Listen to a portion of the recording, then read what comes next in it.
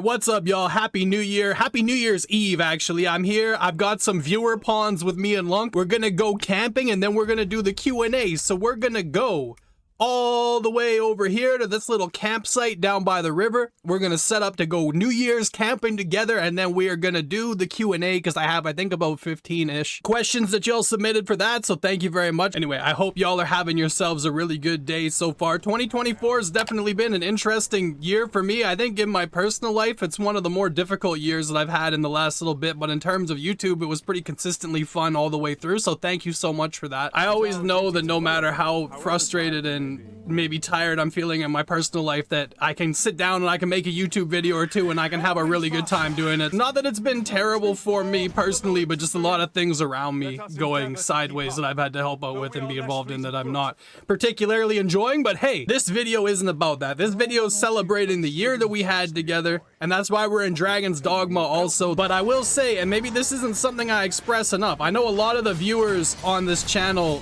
found me through my Dragon's Dogma content, and I'm really happy that you found me through my Dragon's Dogma content. But I do appreciate that you guys come back and you watch other videos and other games that I play too, because this was never intended to be a one-game channel. Okay, I was told that Gilgamesh will play pig catch with me. Where's this pig? Pig, come here. Gilgamesh, stand still. I want to see if you will play pig catch with me. Here, catch this pig, bro. Oh my god, he does play pig catch. Oh, I got him. All right, bro, here. Catch the pig again. No, he let the pig die because of a goblin. Okay, I made a promise to Gilgamesh has arisen that I would play pig catch with him, but apparently Gilgamesh doesn't want to play pig catch with me. Sphinx Mother didn't want to come on the boys camping trip, to be honest. She said no thanks. She wanted to go to the New Year's Times Square ball drops. That's where Sphinx Mother is right now. She's at Times Square. Hey, no, there wasn't supposed to be any bomb. I'm just trying to go camping. We're gonna get to this campsite one way or another. I don't care what this thing says that it's gonna do. I didn't equip any skills, so y'all gonna have to just let Gilgamesh beat it up. Gil is like ripped, bro. Everybody get in the campsite. We've made it to where we need to be for the Q&A session, so everybody get in here. All right, let's get started with the Q&A. Thank you to everybody who submitted to the Q&A this year. I'm gonna do my best to go through it, and if I missed anything, let me know and I'll answer it in videos this week, because I do still have 2 other videos coming out this week. So the first one from Zangi: what would the game of your dreams look like? Bro, the game of my dreams is the Monster Hunter series. Probably something like the Monster Hunter series, but with like more of a fleshed out story. Maybe that's what Wilds is gonna be, since it's an open world game. Nice sync over there, boys.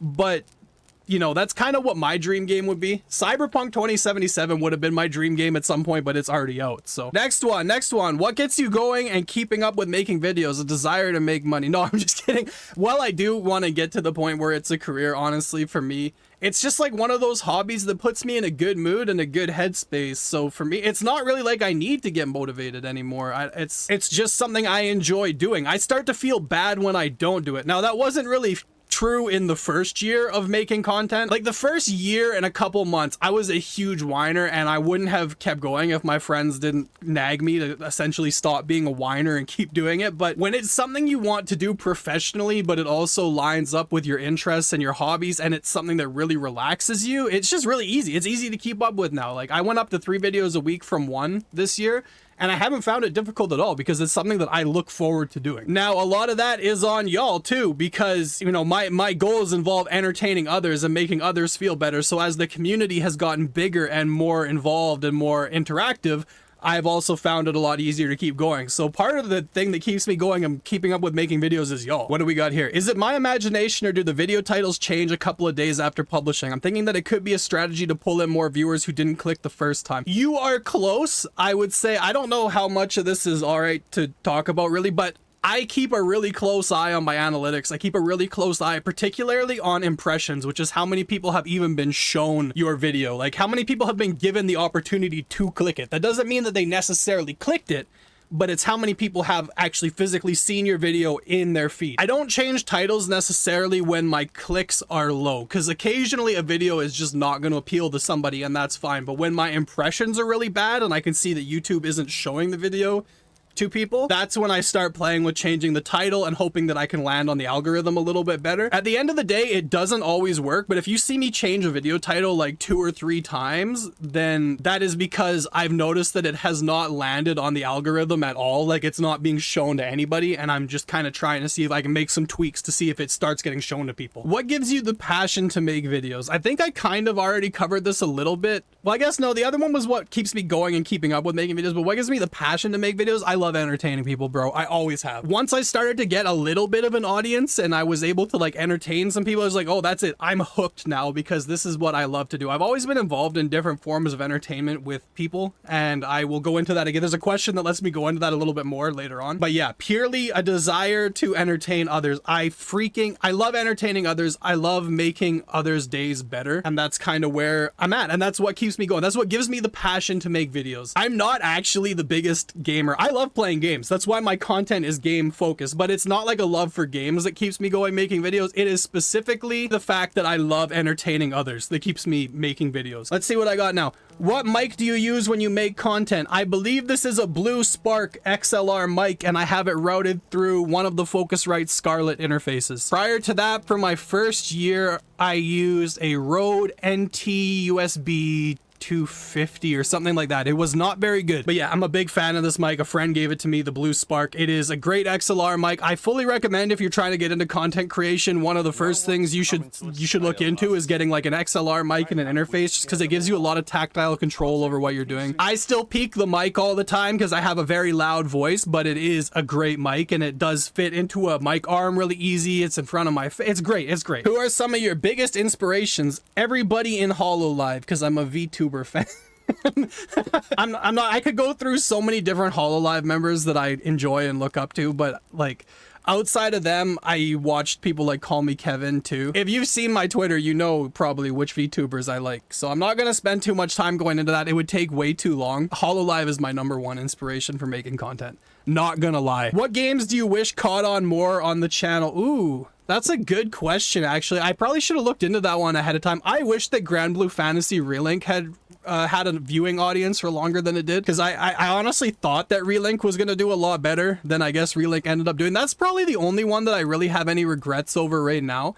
I didn't think Kinitsugame was going to do very good long term. Sleeping Dogs is super old, so I was questionable about how it would do long term. But yeah, the big one for me is definitely Grand Blue Fantasy Relink. I was having a lot of fun playing that game. I wanted it to be the B game with Dragon's Dogma for most of the year, but it just didn't end up being that way. How many licks does it take to get to the Tootsie Roll center of a Tootsie Pop? The funny thing about that, bro, if you can hear these wrapper sounds right now, I actually brought a Tootsie Pop so that I could demonstrate the proper way to eat one. So the proper way to eat one is you don't lick it. You just put it in your mouth and you just, oh god, my teeth. Okay, may have chipped a tooth. And then the Tootsie Roll and the sugar forms a tooth-killing goop that destroys your teeth. Those are good Tootsie Pop though. Honestly, Lunk and Frederick are looking really peaceful over there. That's kind of cute. I don't fully understand this next question. What's the best class would you want them to put in Dragon's Dogma 2? So I'm going to take this in a bit of an abstract way and think about classes from other ARPGs.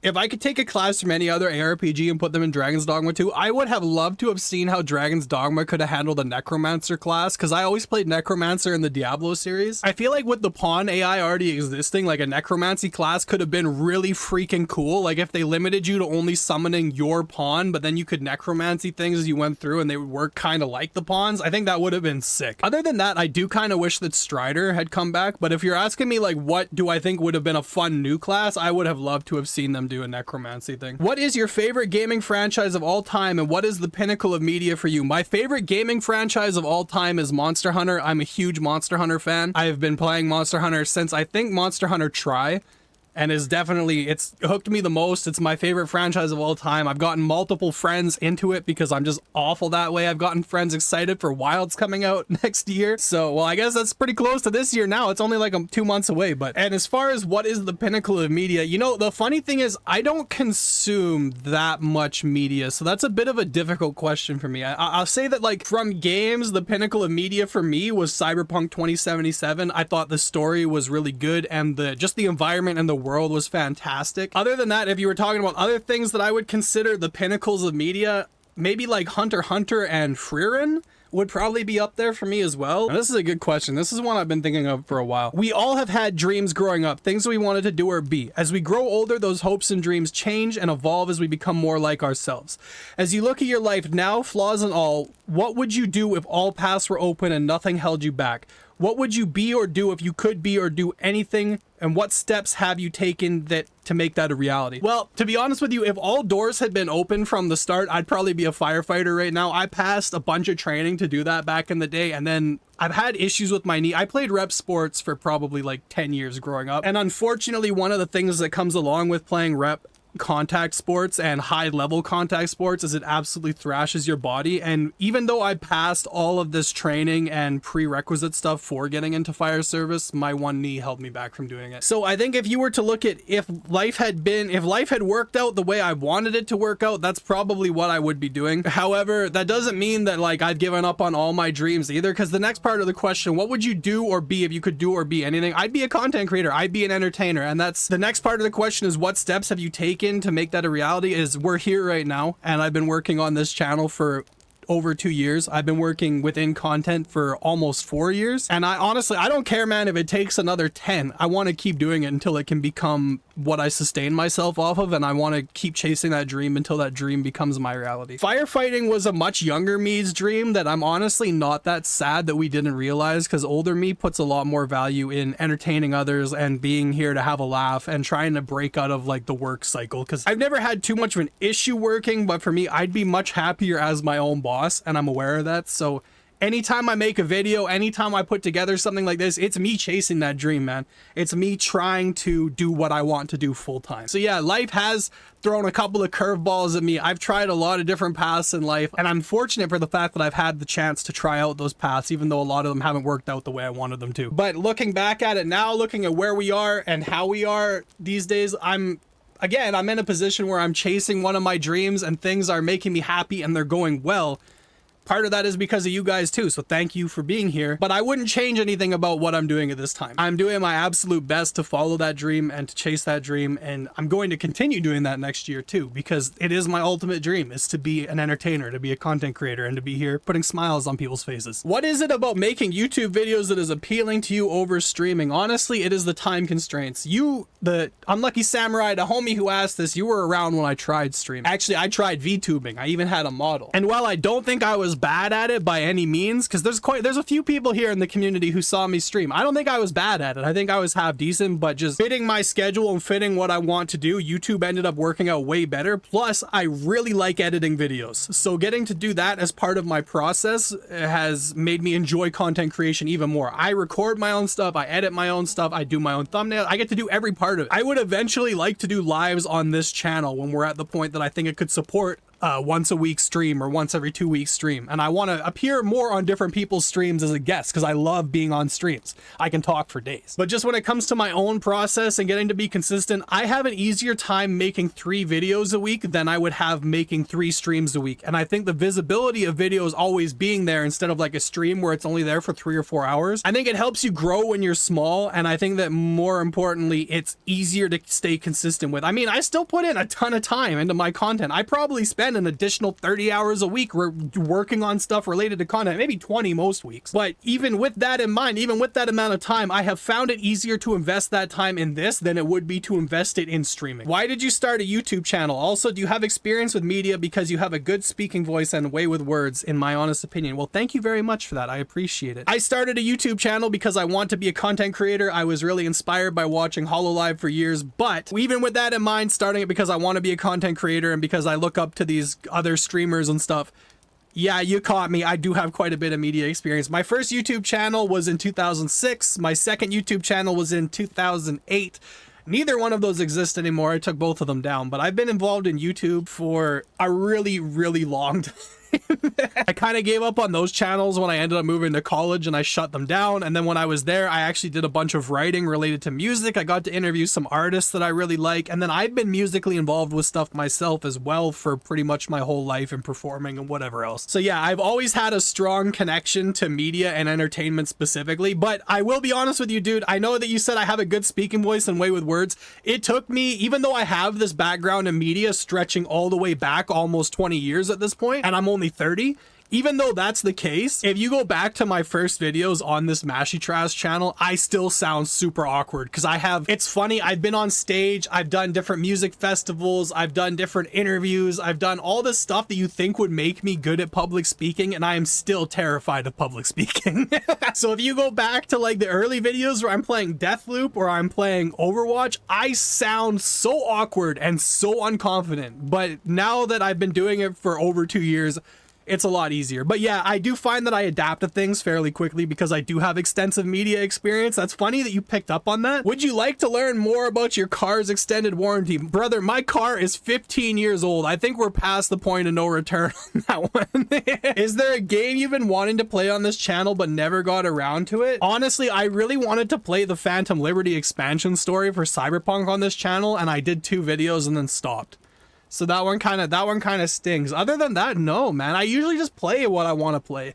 I have some disappointments where games didn't catch on and I thought they were going to, but as far as like stuff that I didn't give a chance, no, not really. If you see me do a one-off, it's usually me feeling things out to see how y'all and the random viewers feel about it, and then more often than not, it just kind of dies off and I go back to the games that I know are more in my niche. I'm happy to play whatever makes people happy to watch, and that's quite honestly it. And with that, I think that's all of our questions for today, so thank you very much for joining me. Thank you for submitting Q&A questions. And like I said, if I missed something that you asked, please just remind me in the comments and I will answer it in one of the other 2 videos coming out this week. It means a whole lot to me that y'all have been here with me for this past year, and I hope that you will continue tuning in 2025 so that we can make more memories together. I hope as well that 2024 brought you some good luck, and I hope that 2025 maybe brings you one step closer to your dreams too, because I know I'm going to be working to get one step closer to mine. Until next year though, y'all, thank you so much for 2024. I will see you in 2025. Try to have a good night tonight. Try to have a good start to the year, but either way, I'll make sure that at least a couple times a week you get to have a laugh too. All right, peace.